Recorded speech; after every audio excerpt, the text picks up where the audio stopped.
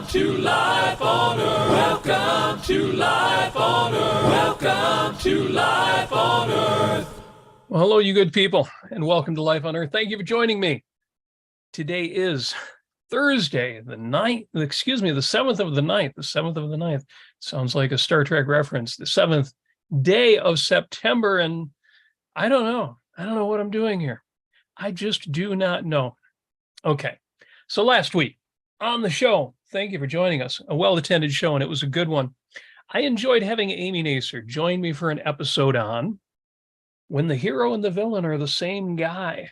What do you do when your heroes are mixed cases? And Amy and I continued the conversation on Sunday. Hope some of you joined us for 5 minutes with Robert and Amy Nasir at facebook.com/Robert Nasir, youtube.com/Robert Nasir. You know where to find all this stuff. And on that on that show, I wrapped it all up, condensed it all down to 5 tips. 5 tips for managing your heroes, including when they are a mixed case. And the number one three, no, I need more coffee. The number 3 tip that I gave, which could well have been the number 1 tip, was this. You should be able to explain, I don't know, that makes it sound like justifying yourself, but no, for your own sake, for your own clarity, you should be able to explain why your heroes are your heroes and not be taken aback when people with different evaluations and value hierarchies don't agree. You know, disagreement in specific concrete values is not an assault on your moral stature. So let them disagree. As long as you're rational, that's no chip off your shoulder. And so that led to a review of Marianne Surrey's Copper Pot story, the bottom line of which is you have got to stand up for your values even when your knowledge or certainty are not fully complete. Let me just bring up an extra copy of my show notes here. Good. Now, before this episode today on the Ayn Rand Center UK channel, in fact, let me do this. We are on the Ayn Rand Center UK channel. Ayn Rand Center UK, this network of objectivists, fans of Ayn Rand, people applying her philosophy of objectivism to their lives. This is where the show is. Shows this week have been great. You know, we got a 10-show-a-week schedule just for the Daily Objective and the reality show, in addition to all of the other programming and the study materials. Folks, if you're not a member of the Ayn Rand Center UK, click that link at the top of the chat or go to aynrandcenter.co.uk and click membership. Sign up, become a member. You are making shows like this, including all the behind the scenes. You don't see it behind the scenes because it's off camera. Production work that is going on to make these things happen. Those of you who contribute with your super chats, who are members of the YouTube channel as well, thank you. You are making this happen. In that regard, I need to put a huge thank you out to Race Jacobson. Thank you for joining the YouTube channel. You are now a member. That is cool to see. Robin and Equal to Reality are in. I can see their stars, which says they are members of the Ayn Rand channel. Robin, of course, using those custom emoji, little fun things that you get access to, in addition to the valuable stuff that you get access to when you become a member of the YouTube channel. You can watch the YouTube feeds of the study groups. When you become a member of the ARCUK, UK, you can participate in those study groups. Enough promo. Maybe I'll do a quick one before we wrap up, but I would love to see a super chat or 2. Hit that $sign at the bottom of the chat. Make your questions, your comments stand out. They certainly deserve to do that. And any dollars, pounds, shekels that you put in, support the ARCUK. Enough of that. Again, discussion about heroes, mixed case heroes, Marianne Surrey's Copper Pot story. Link to that, incidentally, is at my show notes, robertnasir.com/show notes. Before this episode today, announced as, I don't know, the power, the leverage, the epistemological clarity, the strategic value, the style and the dignity, the surprising truths, and the simple peace of mind that flow from knowing what you don't know. Well, that was promising kind of a lot. We'll see if I deliver on that, but I love that Dr. Megan Ribbons, who has been a participant on the reality show on the Ayn Rand Center UK, she shared a comment, my favorite quotation from my grad advisor, and this is her graduate advisor who gave her this quote. The 3 most important words in the English language are I love you. The second three most important words are, I don't know. I love that. That is all kinds of awesome. And a few of those kinds are our topic today. I see Apollo Zeus is in the chat as well. I want to see who's going to be the first of you to put in a super chat. Throw a few dollars in the chat there for the good people at the ARCUK. Listen, everything is finite. As objectivists, or even as Aristotelians, we know this philosophically. It's an aspect of the law of identity. Everything is finite. And that includes the breadth of my and your knowledge. I know what I know. And that's all that I know. But I do know what I know. Now, that's what I would normally emphasize here. We've talked about this before. I do know what I know. And the finite nature of consciousness doesn't diminish that. I know what I know. Certainty is possible. But what about the rest of it? What about what I don't know? What about what you don't know? See, I don't know is motivating. See, if you don't know, but you could, you should, you need to, for some reason, you want to. In that case, I don't know is a call to action. That's powerful stuff. And then there's the case of what you don't know. Well, there's the case of what you don't know and what you have no reason to know, no desire to know. The old joke, what's the difference between ignorance and apathy? I don't know, and I don't care. There's a lot of stuff I have no reason to know. Now, in a Forbes essay on the value of I don't know, the writer asks, well, do you value possessing knowledge over making a considered decision? It's a very business writer kind of question. Well, there's a lot to say here. But most important is the integration of facts and values. Fact and value, that rings true to me here. And the foolhardiness of false bravado. One of the things I want to warn you against. The real question is, what is more important? The reality or the appearance of knowing more than you do? And there's a lot I can know. But everything is finite. Don Watkins, in some of his recent posts, following the release at OCON of his new volume, Effective Egoism. Is that a great name? Effective Egoism. He's fighting, among other things, the effective altruism movement. Will McCaskill's, well, we've done whole shows on that. Look up my episode on long-termism. But Don Watkins has been responding on X/Twitter, whatever Musk is calling it this week, to some of the folks over at the Daily Wire, including Ben Shapiro, and Andrew Klavan and Matt Walsh and the whole goofy bunch over there.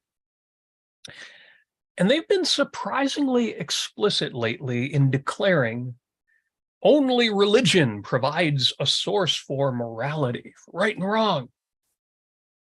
They fall into that old notion of the God-shaped hole in our hearts. The God-shaped hole is that notion that there is, or, there feels like there is, a missing piece of us, a piece of our consciousness, of our worldview, which can only be filled by God, only be filled by religion, religious belief. This goes back to Blaise Pascal. 1670, Blaise Pascal's book, Pensées, in which Pascal writes, and I'm not picking on Blaise Pascal, he was wicked smart, but his wager doesn't hold. And he wrote at the time, what else does this craving and this helplessness proclaim but that there was once in man a true happiness, of which all that now remains is the empty print and trace. This he tries in vain to fill with everything around him, seeking in things that are not there the help he cannot find in those that are, though none can help, since this infinite abyss can be filled only with an infinite and immutable object. In other words, by God himself. You feeling any emptiness in your life? That's because you've got a God-shaped hole in your heart. That was not Pascal, close quote Pascal. This God-shaped hole. Well, the God-shaped hole is really a causality-shaped hole. And Pascal and Shapiro and Clavin and Walsh, they don't want to fill that hole with, well, I don't know. It seems much more comfortable to fill it with something, anything, presumably everything, or at least the creator of everything. Happily, we have been filling that hole. We've been filling that hole in with truth for centuries. We've explained the weather and the tides and the eclipses and the seasons and natural beauties and natural disasters, the wonders and the calamities, which used to leave us both awed and terrified and filled with quite a lot of God-shaped hole. And happily, we filled quite a lot of the hole in with science. And there was still a big gap to fill. The so-called God of the gaps, fills those holes. But the God of the gaps is getting smaller because the gaps are getting smaller. But he still had a place with at least the credulous. But Ayn Rand has filled quite a lot of that remaining space up very nicely by providing a reason-based philosophy, including this worldly metaphysics and an understandable, reliable epistemology and a rational ethical system and a proper political understanding and even a well-grounded aesthetics. Damn. In his chapter on reason, Leonard Peikoff, well, we'll get to that in a moment, but I got to give a shout out to Apollo Zeus, who did give us our first super chat of the episode. He says, how about that one, Nasir? I say, how about it? Pretty damn good. Thank you for that. Couple of pounds for the ARCUK. Well earned, well deserved, and well offered by Mr. Zeus. So thank you for that. In his chapter on reason, in the big book, Objectivism, the Philosophy of Ayn Rand by Leonard Peikoff. And he discussed this in his lecture, Certainty and Happiness, which is linked to in my show notes, well, the updated show notes that I'll put in after the show. Leonard Peikoff discusses the status of any given item of knowledge in any given person. And he takes us through the progression of knowing, from something that is possible to something that is probable to something that is certain. And he writes this. Equal to reality is in with 2 pounds. Thank you for that. He says, I'll buy that for $1 or $2. Thank you, Equal to Reality. That is very cool. You could have a competition now because you're neck and neck. You're equal at 2 pounds apiece. I would never say that just to encourage more contributions in such a cheap and obvious manner. But, you do as you wish. Leonard Peikoff writes, Objectivism's refutation of theism, to take another example, is not a case of proving a negative in the sense vetoed by the onus of proof principle. Ayn Rand does not start with a zero and then seek to discover evidence of God's non-existence. She starts with reality, i.e. with philosophically known fact, and then denies a claim that clashes with it. Nor, as he has made clear, he says, does she expect any such refutation to be accepted by apostles of the arbitrary. In other words, people who think this way, they're not going to be convinced this way. These individuals will merely reformulate the claim so as to protect it from evidence, and then insist again, will prove that this is not so. So to this demand, there's only one valid response. I refuse to even accept such a task. An assertion outside the realm of cognition can impose no cognitive responsibility on a rational mind, neither of proof nor of disproof. The arbitrary is not open to either, It simply cannot be cognitively processed. The proper treatment of such an aberration is to refrain from sanctioning it by argument or discussion. Obviously, unquote Leonard Peikoff, this goes a lot wider, more broadly than just religion. And Leonard Peikoff goes on, to dismiss a claim as arbitrary, it's not the equivalent of pleading ignorance or confessing indecision or suspending judgment. It's not the same as saying, I don't know, or I haven't made up my mind, or I have no opinion. These responses presuppose that an issue has a connection to human cognition. They presuppose that there is some evidence pertaining to the issue, and therefore that it is legitimate to consider, even though one may be unable, for various reasons, to untangle it. For example, if the field is specialized, a given individual may not have the time to study the evidence, even though it is clear and abundant, or the data may be so evenly balanced or so fragmentary and ambiguous, for instance, in regard to judging a certain person's character, that one simply can't decide what conclusion is warranted. In such cases, I don't know is an honest and appropriate statement. Unquote Leonard Peikoff. I would even go a step further. I've sometimes wondered, what's the difference between, well, I believe and I know? Well, that's the difference. Some people are willing to believe things that they don't know, that they have no evidence for. It's strange, but true. And this is why objectivists are atheists, not agnostics. I don't know doesn't apply when there is nothing to know, no valid evidence for a supposition at all.